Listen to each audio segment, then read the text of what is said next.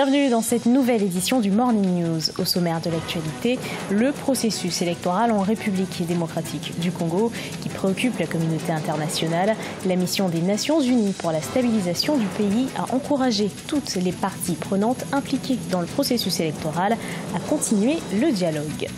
Pour financer son budget 2018-2019, le Soudan du Sud a besoin de plus de 80 milliards de livres soudanaises. Des experts économiques invitent le pays à diversifier son économie pour obtenir une croissance positive. Et puis au Ghana, artistes urbains, photographes et amateurs d'art ont répondu présents à la 8e édition du festival Shellwout. Clôturé ce 26 août, il a attiré plus de 20 000 visiteurs selon les organisateurs. Dernière étape du processus électoral en République démocratique du Congo. Ce 27 août, la mission des Nations Unies pour la stabilisation du pays a appelé à la protection des droits et des libertés fondamentales. Les séances électorales est prévues le 23 décembre 2018. Les précisions d'Adijatou Badawi. Ce lundi 27 août, la MONUSCO, la mission des Nations Unies pour la stabilisation en République démocratique du Congo, a encouragé toutes les parties prenantes impliquées dans le processus électoral à continuer de dialoguer. Selon la MONUSCO, il serait judicieux que le gouvernement lève l'interdiction des manifestations publiques afin de garantir le respect de la liberté d'expression et de réunion pacifique.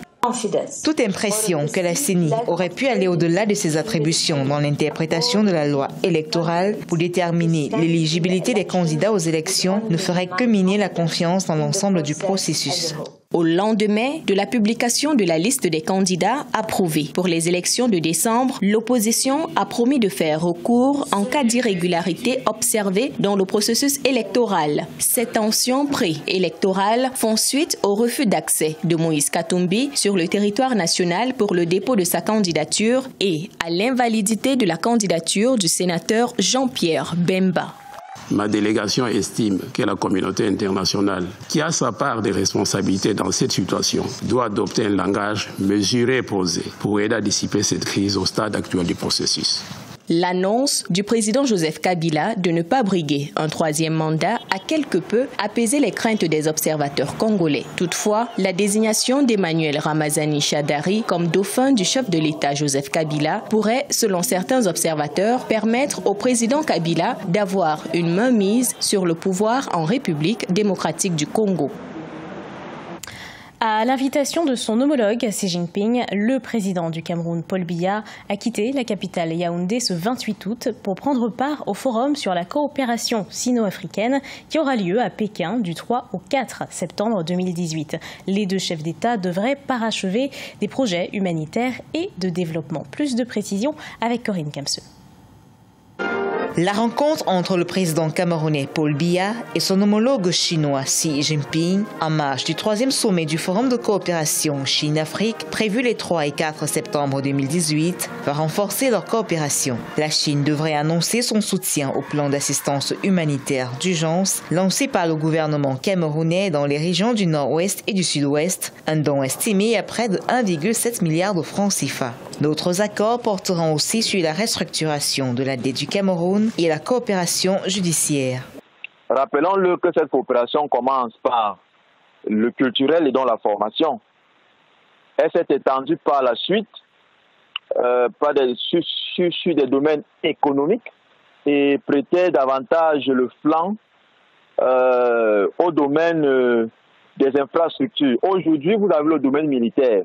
Les liens diplomatiques entre le Cameroun et la Chine se sont établis depuis 47 ans. Ces liens se sont étoffés avec la mise sur pied du Forum Chine-Afrique en l'an 2000. La Chine est devenue le premier partenaire économique du Cameroun et en 2016, le volume des échanges commerciaux bilatéraux a atteint 1510 milliards de francs CFA. La dernière visite du président camerounais en terre chinoise en mars 2018 a donné lieu à la signature de 5 nouveaux accords. Le FOCAC a permis aux États africains de manière globale à bien définir les axes d'intervention du partenaire chinois. Si vous prenez le plan d'action de Johannesburg qui a été défini en 2015, vous verrez que des domaines tels que les infrastructures, l'industrie, l'énergie ont été des domaines prioritaires dans lesquels on a attendu la Chine. Les opérateurs économiques camerounais prendront également part au Forum des entrepreneurs prévu le 3 septembre. Le Forum Chine-Afrique réunit tous les 3 ans les dirigeants africains et chinois. Il se tient cette année sous le thème « La Chine et l'Afrique construisent une communauté de destin encore plus solide par la coopération gagnant-gagnant ». Diversifier l'économie, réduire la dépendance aux appuis financiers étrangers, c'est ce que préconisent des experts économiques au Soudan du Sud. Le pays possède un tissu économique fragile et des revenus pétroliers en constante diminution. Ces mesures lui permettraient de remonter son taux de croissance. Les explications de Nathalie Mo. Le Soudan du Sud a besoin de 81,6 milliards de livres soudanaises pour financer son budget 2018-2019. Adopté à l'Assemblée nationale le 20 août 2018, les détails de son exécution n'ont pas été révélés. Cependant, des experts pointent l'incapacité des recettes pétrolières à assurer le relèvement de l'économie du pays. Pourtant, le Soudan du Sud a repris l'exploitation du pétrole à la faveur de la signature d'un nouvel accord de paix. La question à l'heure actuelle est celle de la disponibilité à court terme des investissements nécessaires à une telle opération. Ensuite, l'évolution positive des recettes publiques qui, bien que n'étant pas à la hauteur du budget estimé, ont progressivement augmenté depuis quelques années et constituent une bonne base. Le fort recours à l'importation des aliments représente un frein aux perspectives économiques du pays. En effet, 12 millions de Sud-Soudanais dépendent des apports alimentaires extérieurs. Le secteur agricole est encore fragile, tout comme les secteurs tertiaires et secondaires en général. Le taux explosif d'inflation au Sud-Soudan lui impose de développer des secteurs de saine création de richesses. Pendant l'exercice budgétaire 2017-2018, 2 tiers des dépenses publiques du Soudan du Sud ont été couvertes par des donateurs étrangers. L'État sud-soudanais devra pendant l'exercice en cours remonter un taux de croissance de moins 7% enregistré l'an dernier.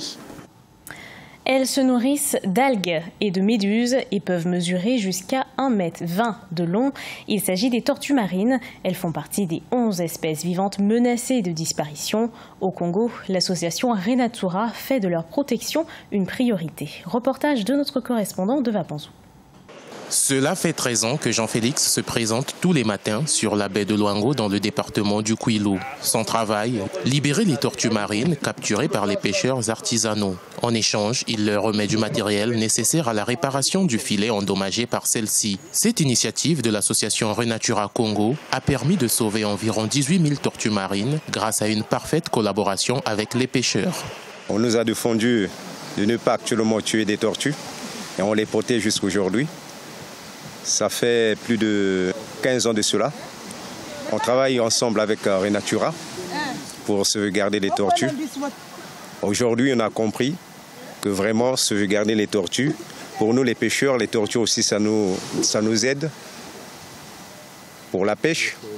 Il n'existe pas une pêche spéciale pour les tortues marines, mais ces dernières se retrouvent parfois prises accidentellement dans les mailles des filets. C'est ainsi que depuis 2005, l'association Renatura a orienté son action vers la conservation de la biodiversité par la protection des 5 espèces de tortues marines qui fréquentent la côte congolaise. On protège les tortues marines parce que ce sont des espèces menacées de disparition dans le monde entier, au Congo aussi, et qu'il faut savoir aussi que ce sont des espèces phares, des espèces qui sont très importantes pour l'équilibre écologique de l'environnement marin et côtier. Donc lorsqu'on protège les tortues marines, on protège ces espèces, mais aussi leur habitat, et donc finalement cet environnement marin dont on dépend tous en fait. On a besoin de ces poissons, on a besoin d'avoir un environnement marin sain.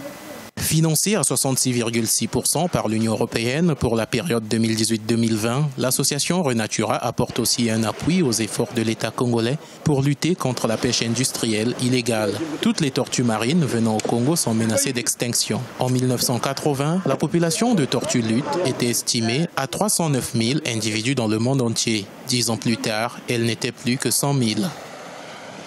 Des milliers de visiteurs et une centaine d'artistes au Ghana, la 8e édition du festival Chelwout a battu tous les records d'affluence selon les organisateurs. Cette édition a été placée sous le thème de l'identité africaine et du rapport à l'autre. Ibrahima Dioumaba. Ils sont venus de toutes les contrées du Ghana et d'ailleurs pour assister à la 8e édition du festival Shelwood. Pour l'occasion, les rues d'Accra ont changé de décor et d'ambiance en abritant ses œuvres d'art et leurs visiteurs. À travers le thème Para-Oseur, choisi pour cette édition 2018, les organisateurs ont souhaité valoriser les diverses expressions de l'identité africaine. Le thème du festival était axé sur l'appartenance à un groupe. C'était vraiment amusant de passer de bons moments en ayant une ouverture d'esprit au milieu de tous ces gens. L'édition 2017, c'était bien, mais là c'est formidable, c'était fou. Cette plateforme permet aux gens de montrer leur talent et leur créativité. En plus des milliers de visiteurs, plus d'une centaine d'artistes ont pris part à ce festival. Plusieurs Ghanéens ont saisi la tribune de cet événement pour rendre un vibrant hommage à l'ancien secrétaire général des Nations Unies et lauréat du prix Nobel de la paix, Kofi Annan, décédé le 18 août en Suisse. Je viens de France et je suis venu cette année au Ghana pour le Shelwood, le maquillage, le costume, tout est génial. On s'est bien amusé, nous avons une autre peinture. J'ai acheté cette tenue pour moi et pour mon petit ami. La première édition du festival Shelwood a été organisée en 2011 pour faire notamment d'Accra un hub culturel ouest-africain. Le ministère du Tourisme a dégagé une enveloppe de 300 000 cédis ghanéens, l'équivalent de 62 000 $ pour soutenir les organisateurs. Ce journal a été préparé par l'ensemble de la rédaction. Merci de l'avoir suivi. Retrouvez dans un instant une nouvelle édition d'actualité sur Africa 24.